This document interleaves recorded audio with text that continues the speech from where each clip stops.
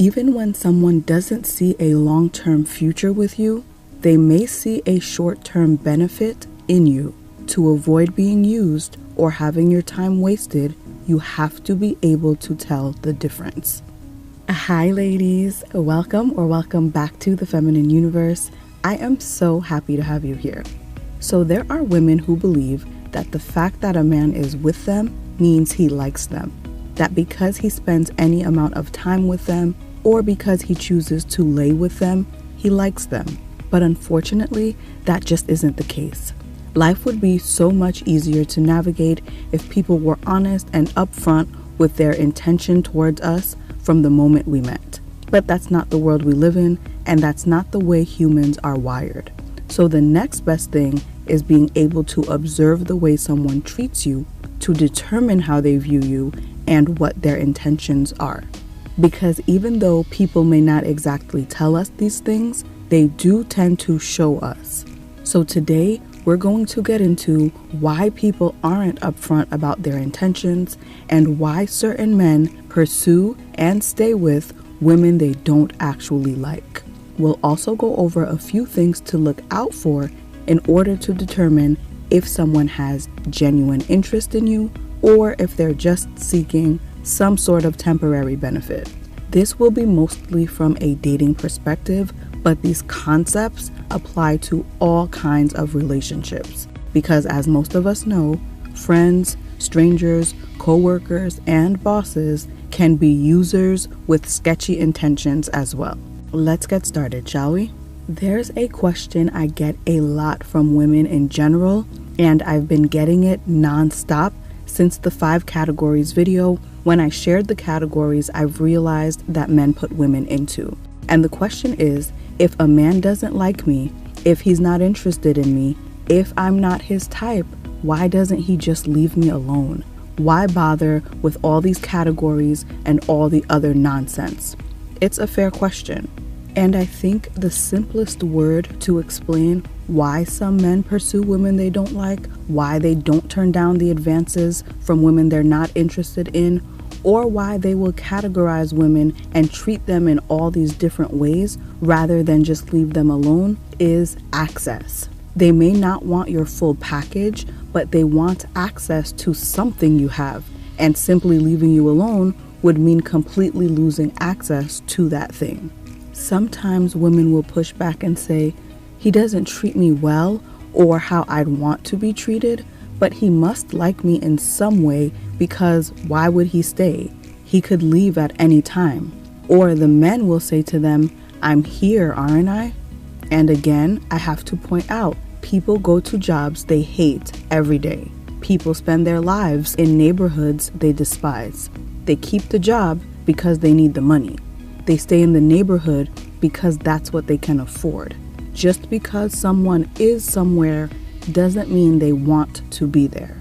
In dating terms, I've noticed that women are more likely, not always, but more likely, to turn men down and wait for what they want. Or they'll go in the controversial builder mode and will try to turn the man they have into the man they want. If he doesn't have a job or doesn't have a good job, she's helping him work on his resume and look for better opportunities. If his appearance is a little rough around the edges, they're going shopping and she's picking out nice things and getting him more into self-maintenance and self-care.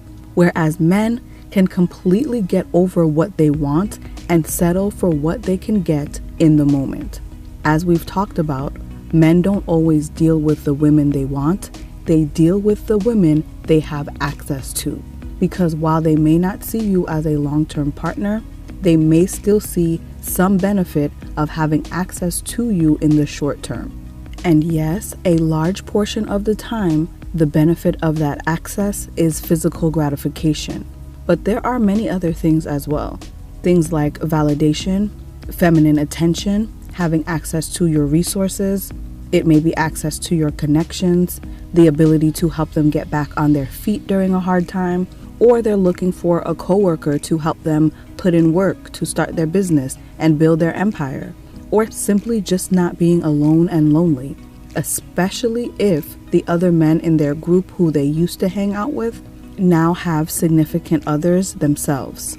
In instances like these, they will settle for what they have access to, not invest much during their time together, and then the minute they gain access to what they actually want, they will usually just walk out of the previous person's life.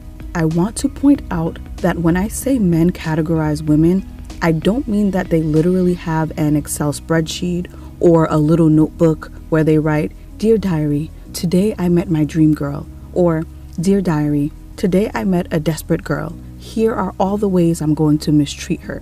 It doesn't happen that way. A lot of times these categorizations are subconscious. It's like they get an initial feeling, and then with each time you say yes when you should have said no, with each time you let something slide that you should have called out, with each time you stay when you should have walked away, each of those instances are what they use to determine what category they subconsciously put you in, and therefore how they will treat you. Now let's be real here for a moment. Though it manifests differently, all of this behavior is absolutely not limited to men. You know I'm not with the gender wars. All humans size each other up and categorize each other. It may not sound good, but we all do it.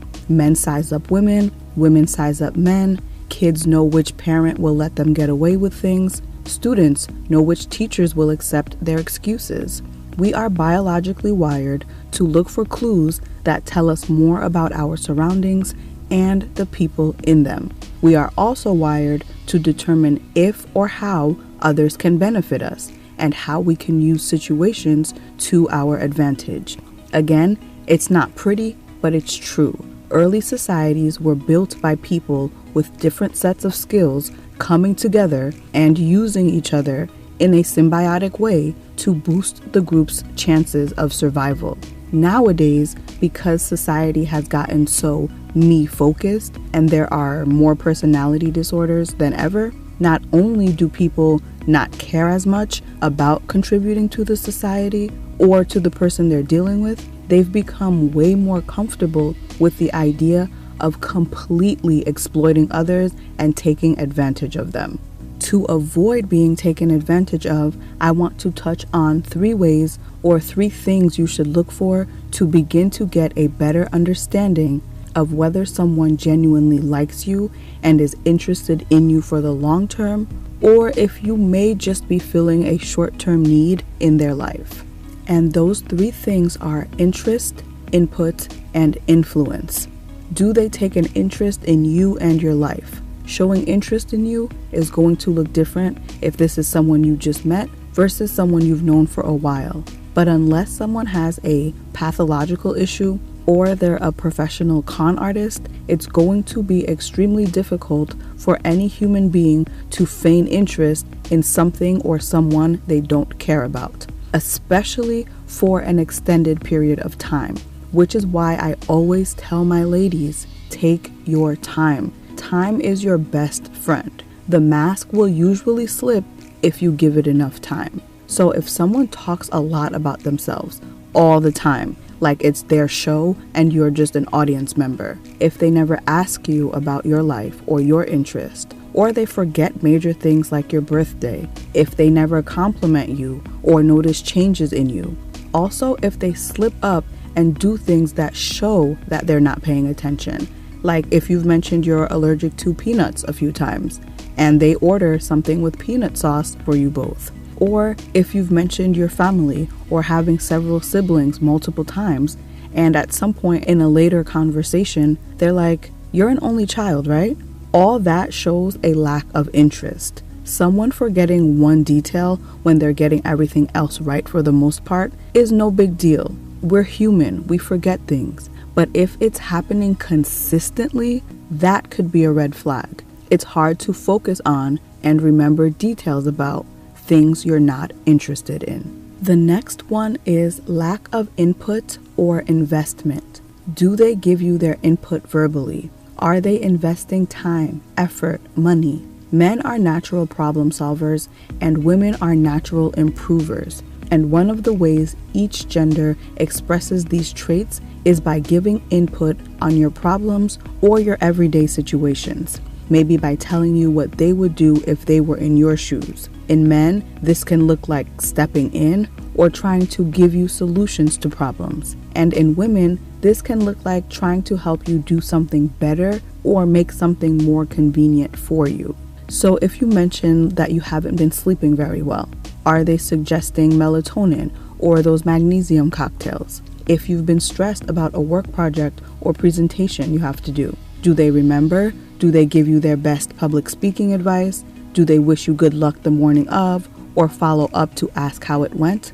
Are they regularly providing their input on the things you're dealing with, or does it usually feel like you're talking to yourself or you're getting good luck with that energy? When someone isn't into you, it's hard to let themselves get invested in your day-to-day because they know they won't be around for long. So what's the point? It will feel like a waste. And yes, this applies financially as well, but always remember, you don't want to look for financial investment alone, especially when finances aren't a big issue for that person. Their willingness to spend can be used to cover up the fact that they aren't making any emotional investment.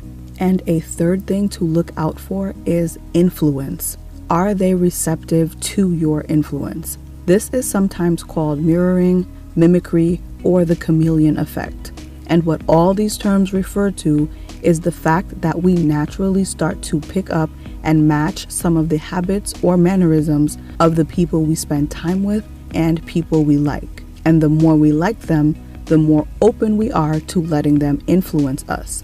So it might happen faster or more frequently the more we like the person. When we don't really like someone and we don't want to intertwine our lives too much, we subconsciously keep up a bit of this mental barrier to keep their influence out. We don't want to become conjoined in any way. We want to remain as two completely separate entities.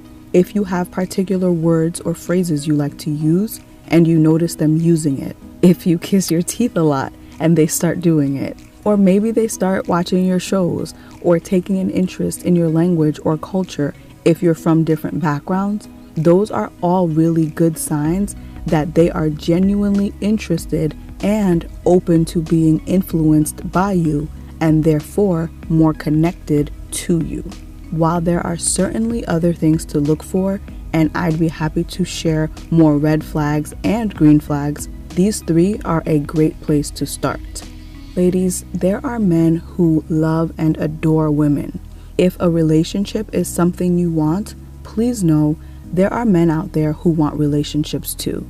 Men who want to do right by you, who want a future, who want to see you happy, flourishing, and well loved. The key for the good women and the good men out there is to avoid getting used or having your time wasted by the shady folks in the meantime. You've got this. Until next time, ladies, stay feminine, stay focused, and have fun.